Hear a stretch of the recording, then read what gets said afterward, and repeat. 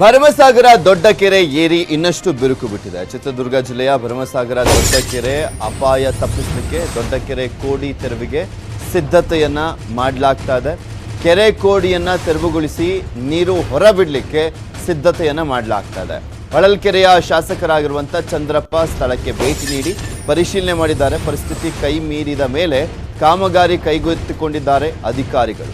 ಕೆರೆ ಏರಿ ಅಪಾಯದಲ್ಲಿರುವಾಗ ಕೋಡಿಯನ್ನ ಹೊಡಿಲಿಕ್ಕೆ ಕ್ರಮವನ್ನ ಕೈಗೊಳ್ಳಲಾಗ್ತದೆ. ಅಧಿಕಾರಿಗಳ ಶಾಸಕರ ನಿರ್ಲಕ್ಷ್ಯಕ್ಕೆ ಸ್ಥಳೀಯರು ಆಕ್ರೋಶವನ್ನು ವ್ಯಕ್ತಪಡಿಸಿದ್ರು. ಶಾಸಕ ಅಧಿಕಾರಿಗಳ ಜೊತೆ ಸಾರ್ವಜನಿಕರು ವಾಗ್ವಾದವನ್ನ ಕೂಡ ಮಾಡಿದ್ದಾರೆ. ಆ ಒಂದು ಕೆರೆಗೆ ಐ ಥಿಂಕ್ ಮೊನ್ನೆ ಅಷ್ಟೇ ನೀರು ಬಿಟ್ಟಿದ್ರು ಅಂತ ಕಾಣಿಸುತ್ತೆ.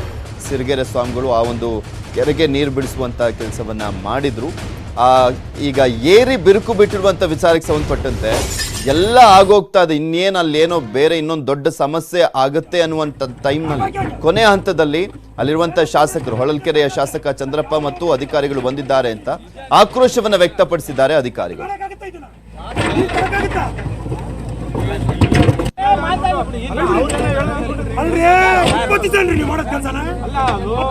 ಕೆಲಸ ಮಾಡಿದ್ರೆ 20 ಜನ ಕೆಲಸ ಮಾಡೋದು ಕಿತ್ಕೊಂಡೊಂದಲ್ಲಿ ಮಾಡ್ತೀರಾ, ಕಿತ್ಕೊಂಡೊಂದಲ್ಲಿ ಮಾಡ್ತೀರಾ?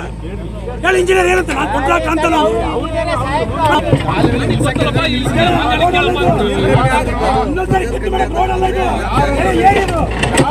ಎಲ್ಲ ಕೆಲಸ ಸ್ಟಾರ್ಟ್ ಮಾಡಿ ಕುತ್ಕೊಂಡ್ರೆ ಆಗಲ್ಲ. ಏನೋ ಪುಣ್ಯ ತಡೆದತ್ತೆ ಯಾವಾಗ ಹೋಗ್ಬಿಟ್ಟು ನೋಡಿದ್ಯಲ್ಲ ನೀನು. ಮತ್ತೆ ಮಾಡಕ್ಕಾಗುತ್ತಾ ಇದನ್ನ?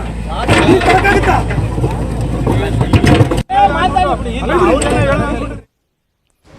ಇವೆಷ್ಟು ಈ ಕ್ಷಣದವರೆಗಿನ ಸುದ್ದಿಗಳು. ನೋಡ್ತಾರೆ ನ್ಯೂಸ್ 18.